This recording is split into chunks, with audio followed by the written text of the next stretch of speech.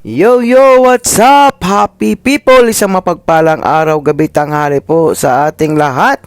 Mega love shoutout po sa ating lahat. For today's video mga kois, mga gayas, ay pag-usapan po natin itong mga palisiya at plataforma at educational background ng ating mga kandidatong tumatakbo dyan sa City of Manila, kung sino talaga ang kalabat dapat. Mukhang sa palagay na ito mga kois, mga gaya, sa sistema na ito mukhang may nananalo na. So unahin po natin dito, ang mga kalaban po ay walang iba si Yormisco Moreno at si Ma'am Hani Lacuna, si Sam Versosa at saka si Ramon Bagatsing. So ngayon unahin po natin tong kang Yormisco Moreno kasi ito yung nakita po natin ay mas karapat-dapat. Ito po. Okay po. Look at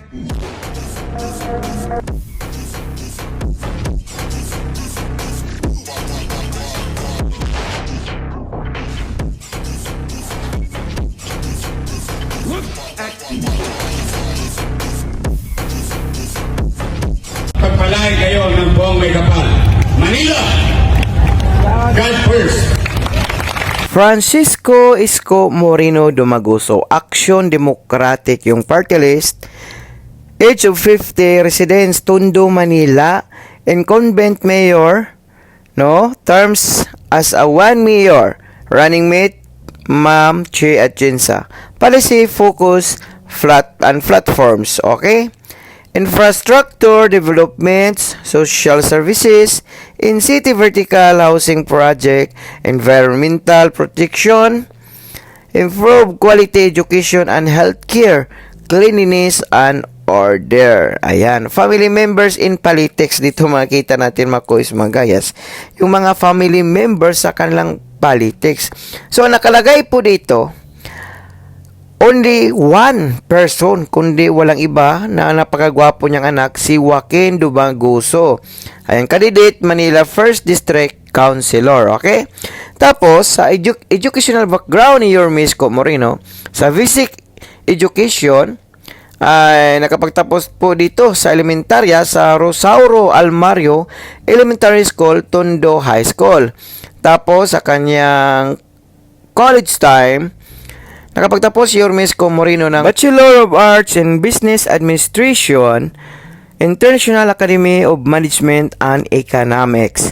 Pagkatapos, Bachelor of Public Administration, pamantasan ng lungsod ng Maynila. Tapos, Local Legislation and Finance, UP Diliman, NCP, EG. Executive Leadership Program in Harvard University. Postgraduate Strategic Leadership Program in Oxford University, Doctor of Humanities in Community Development, pamantasan ng lungsod ng Maynila. Ayan.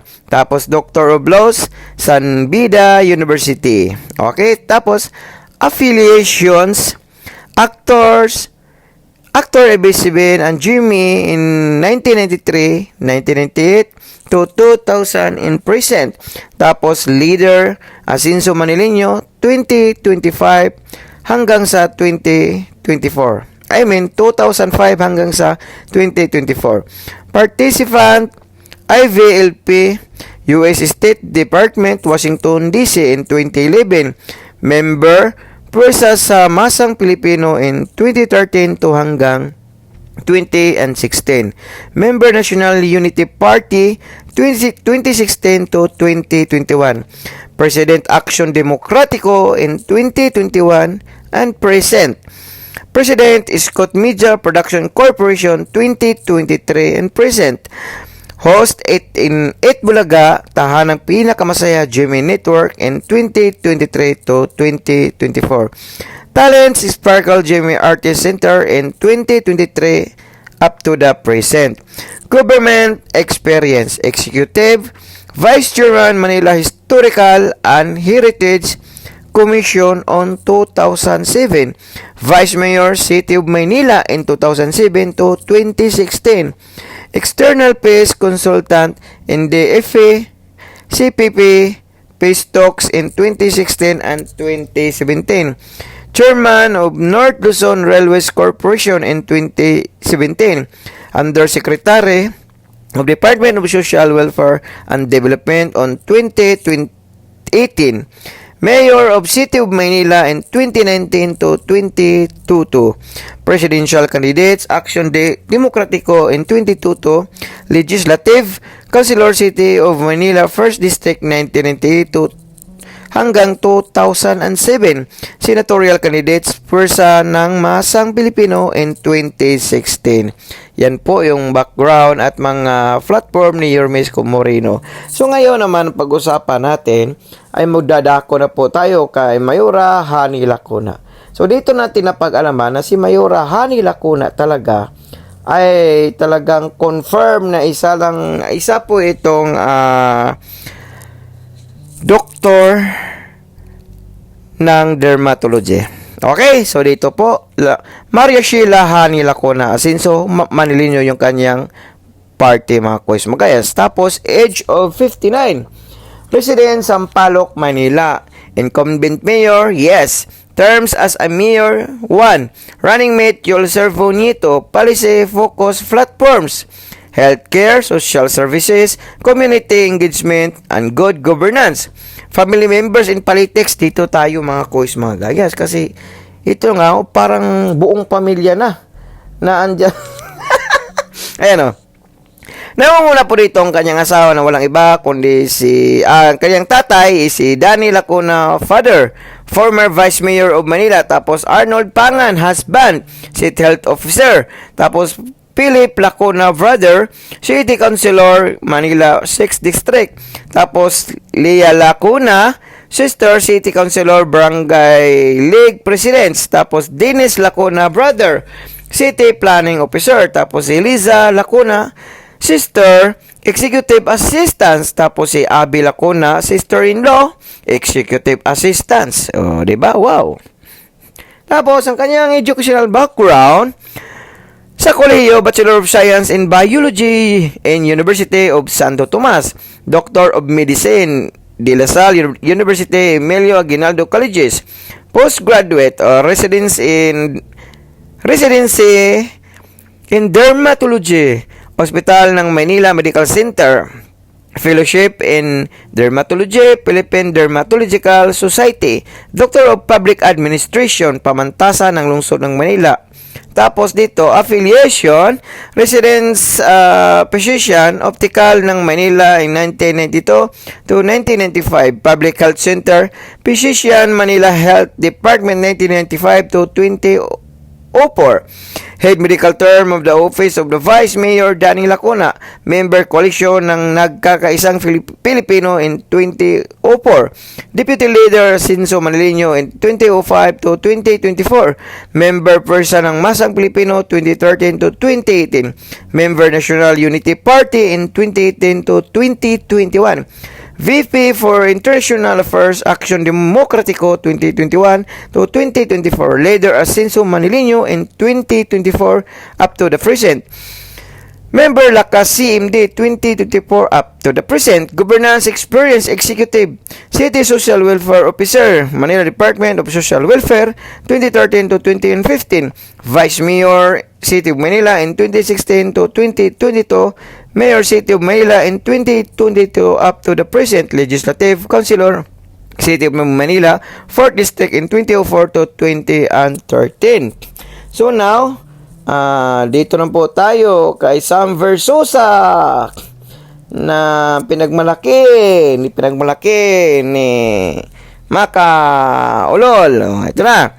Sam Versosa, Samuel Jr. Sam Versosa, independent, age 42, resident Sampaloc, Manila, incumbent mayor, no? Terms as a mayor, no? Running mate, Nino Magno. Policy focus platforms, improve healthcare, community development, livelihood, poverty alleviation. Family members in politics, ayun, grabe. Ito yung mga tao na halos lahat ng mga kamag-anak na pinasok na sa politiko. Family dynasty sa politics. Family member in politics, Katrina Versosa, sister, First nominee, Tutok Tuwin. Tapos Samuel Versosa III, brother. Second nominee, Tutok Tuwin. Ninya Clara Versosa, mother. Third nominee, Tutok Tuwin. Angelique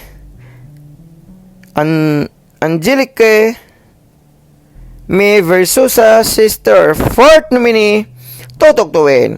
Modisto Llamas Jr., brother-in-law. Fifth nominee, Tutok Tuwin.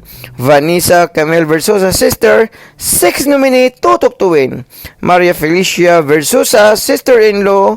Seventh nominee, Tutok Tuwin. Wow! Educational background. Dito tayo sa basic education. Angelicum College, grade school and high school. Bachelor of Science in Civil Engineer, University of the Philippines, Diliman. Ako, magaling pala itong magdigging kasi ano to engineer pala to. Postgrad, Doctor of Humanities. Ayan. Tapos, affiliation. Co-founder Frontro International, President of Frontro International, President of Maserati Philippines, President Modena Motorsports Company, Founder Frontro Cares Foundation, Hoster SV CNN Philippines Jamie Network, and 2023 up to the present, co-host Well to Win TV5 2024 present, Governance Experience Legislative, Representatives Tutok Tuwin Party List 2022 up to the present.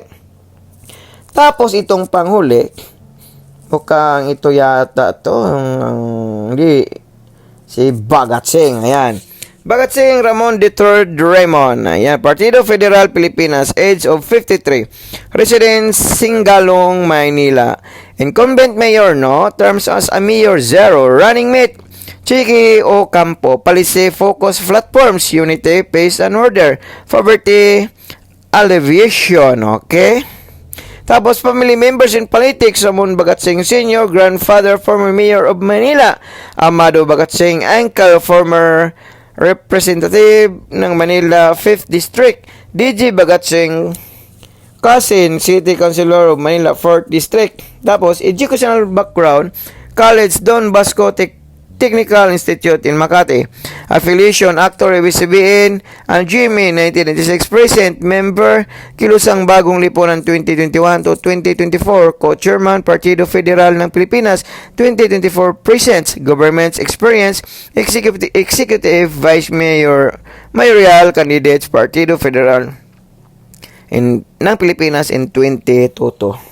So, ayun nga mga kois, mga guys, no? So, ayun po, doon po natin makikita kung sino talaga ang karapat-dapat na tanghalin o mananalo bilang isang mayor dyan sa Manila, mga koy, sa mga kayas. Yung iba po ay talagang halos lahat ng family ipinasok na sa politika. Paano na yung isa, yung bida-bida dyan na si SB, kung mananalo sa Manila, ako, baka malampasan pa rito ang family Lacuna dyan sa City of Manila. Malamang na mangyari yun kasi makikita natin sa kanilang background check na talagang halos lahat mula sa kapatid, sister, mga in-laws, mother, andun lahat nominee sa Tutok Tuwin, mga kuys, mga gayas, no? So, pakikomento ng iyong mga opinion at reaction sa video ito. So, for now, I'm Gan Manila. God first, God bless all, peace. Bye-bye. Look at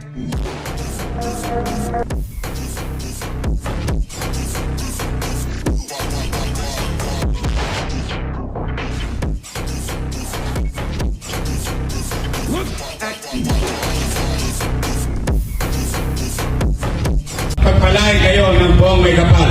Manila! God first! Our hearts beat to the city streets. We began to feel the fire.